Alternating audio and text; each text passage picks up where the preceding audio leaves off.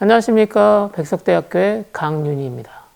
여기서는 여러분들과 같이 2000년 이후 변화되고 있는 디지털 경제, 플랫폼 경제에 따른 산업별 사례 분석을 해보도록 하겠습니다.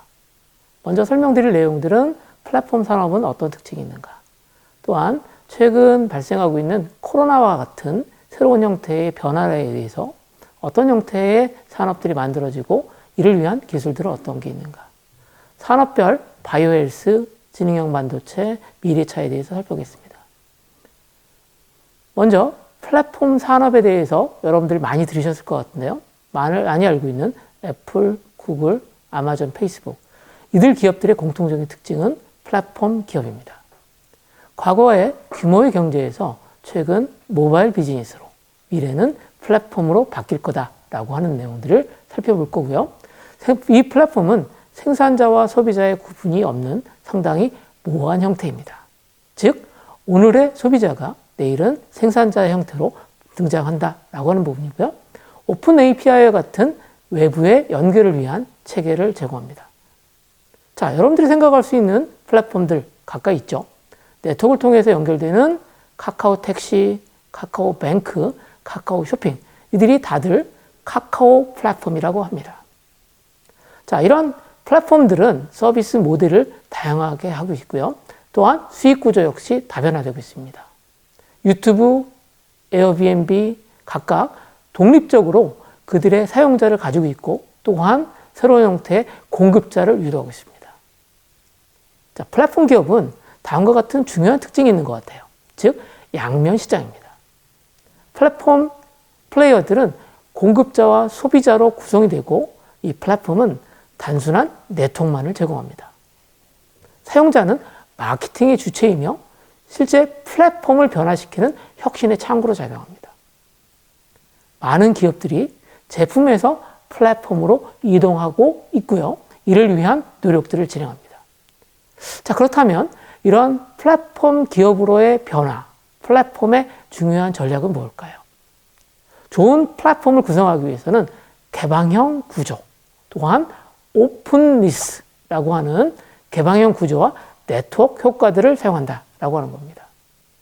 최근 변화되고 있는 외부 환경 하나를 살펴보겠습니다. 바로 코로나19입니다.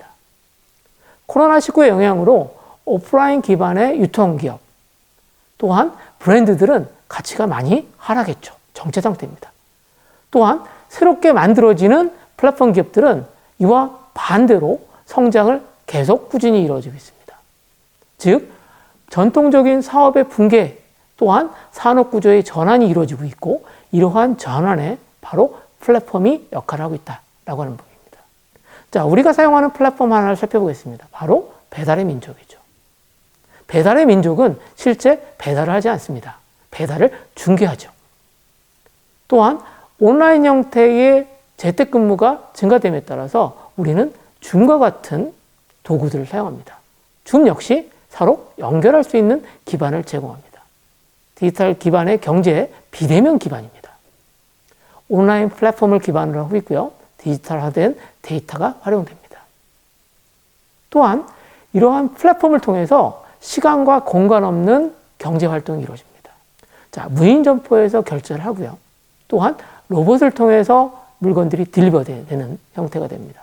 또한 얼굴 인식과 같은 서비스를 통해 다양한 형태의 연결이 이루어진다.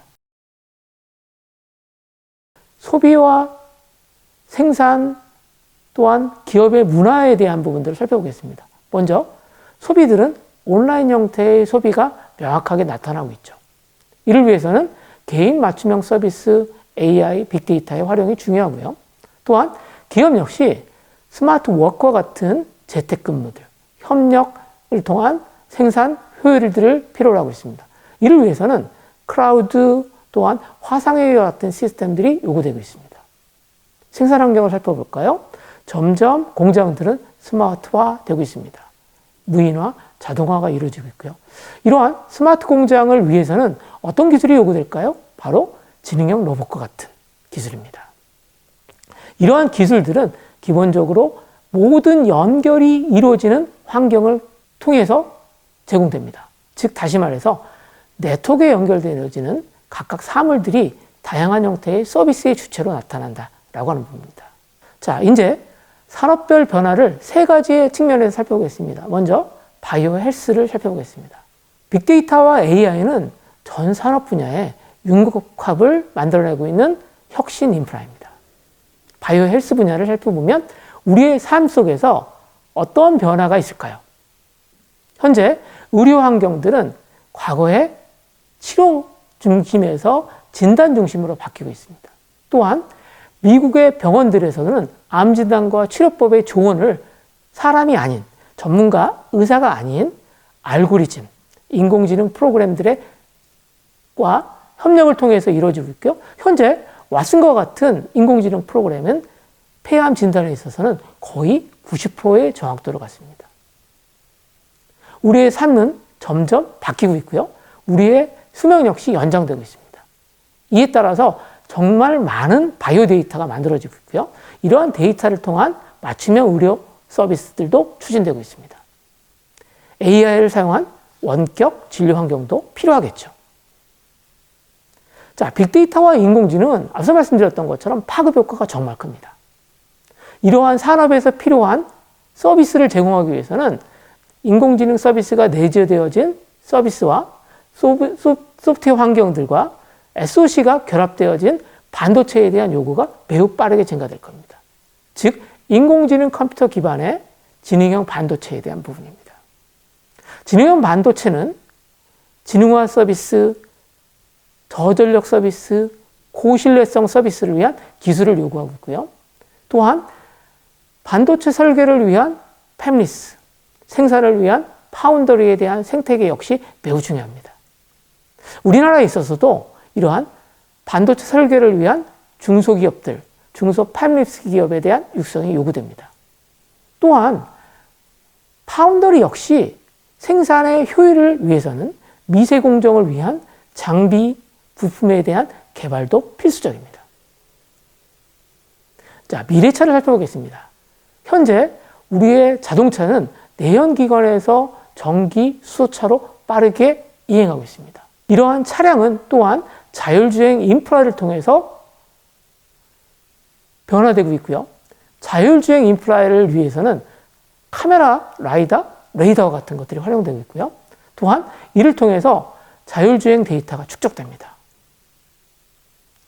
자, 이렇게 축적된 데이터를 기반으로 해서 다양한 형태의 서비스가 만들어집니다. 소위 모빌리티 서비스입니다. 자, 이런 모빌리티 서비스를 위해서는 다양한 기업의 협업 체계가 요구되고 있고요. 국내에 이러한 기업들이 실제 요구되어지는 것 중에 하나는 뭘까요? 핵심 요소들에 대한 부재로 인해서 자율주행 서비스를 좀 더 확장하기 위한 부분들은 미흡한 부분들이 있습니다. 자, 결론을 말씀드리겠습니다. 현재 산업들은 플랫폼으로의 변화를 준비할 필요가 있고요. 코로나19로 인해 비대면 행태는 지속됩니다. 이에 따른 기술에 대한 요구도 증가되고 있고요. 또한 산업별로 데이터와 인공지능의 활용은 점점 늘어나고 있고요. 지능형 반도체는 소프트웨어 그리고 SOC가 결합됩니다. 또한 반도체의 설계 또한 반도체 생산에 있어서 팹리스, 파운더리 기업들의 생태계 마련도 중요합니다. 데이터 기반의 정밀 의료 매우 중요하죠. 바이오 헬스 분야는 선도하기 위해서 실제 데이터에 대한 준비, 데이터의 활용에 대한 부분들이 점점 요구되고 있고요. 또한 미래의 차들은 자율주행을 기반으로 한 이동 환경을 제공하고 있고 다양한 형태의 서비스, 모빌리티가 이루어질 겁니다. 미래차 산업들은 아마 다른 형태의 모양으로 진화될 거고요. 하물며 플라잉 카도 생각해 볼 수 있습니다. 지금까지 여러분들과 같이 플랫폼이란 무엇인가, 또한 변화되어지는 환경, 산업별 특징에 대해서 같이 살펴보았습니다.